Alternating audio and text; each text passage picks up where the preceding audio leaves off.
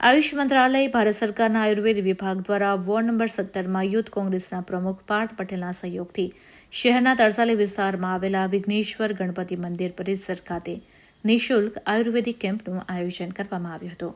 આ કેમ્પમાં પેટ સંબંધિત સમસ્યાઓ જેવી કે ગેસ, અપચો, એસિડિટી, કબજિયાત તથા સાંધાના રોગો, કમરની તકલીફ, ચામડીના રોગો, શરદી, ઉધરસ, દમ, ડાયાબિટીસ, મલેરિયા, અશક્તિ, સ્ત્રી રોગ, બાળ રોગ, હરસ, મસા, પથરી, લોહીની ઉણપ, રોગ પ્રતિકારક શક્તિ વધારવા માટેનો ઉકાળો, નાના બાળકો માટે સુવર્ણપ્રાશન તથા જૂના હઠ્ઠીલા રોગોની તપાસ સાથે આયુર્વેદ પદ્ધતિથી ઉપચાર અને નિઃશુલ્ક દવાઓ આપવામાં આવી હતી. આ કેમ્પમાં વિસ્તારના લોકોએ મોટી સંખ્યામાં લાભ લીધો હતો.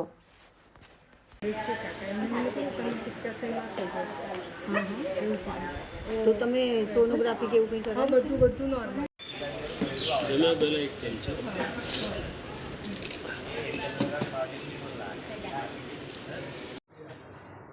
આજ રોજ તરસાલી ખાતે જે શરદનગર છે ત્યાં વિઘ્નેશ્વર ગણેશનું મંદિર જે છે એના આંગણની અંદર આજરોજ નિઃશુલ્ક આયુર્વેદિક મેડિકલ કેમ્પ કરવામાં આવ્યો છે. આયુષ નિયામક કચેરીના ડૉક્ટર છાયાબેન વોરા દ્વારા કેમ્પ તપાસ કરવામાં આવે છે, તેમજ અહીંયા આયુર્વેદિક દવા આપવામાં આવે છે.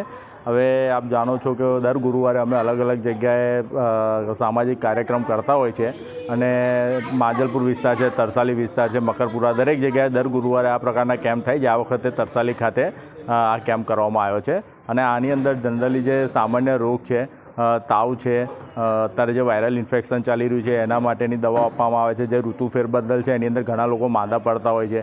ત્યારબાદ જે સ્ત્રીઓના રોગ છે, પછી બાળકોને જે નાના બાળકોના રોગ પ્રતિકારક શક્તિ વધારવા માટેની દવા આપવામાં આવે છે. ઘૂંટણનો દુખાવો હોય, કમરનો દુખાવો હોય, ડાયાબિટીસ હોય, હરસ મસાની બીમારી હોય, દરેક પ્રકારના રોગનું અહીંયા નિદાન કરીને દવા આપવામાં આવે છે.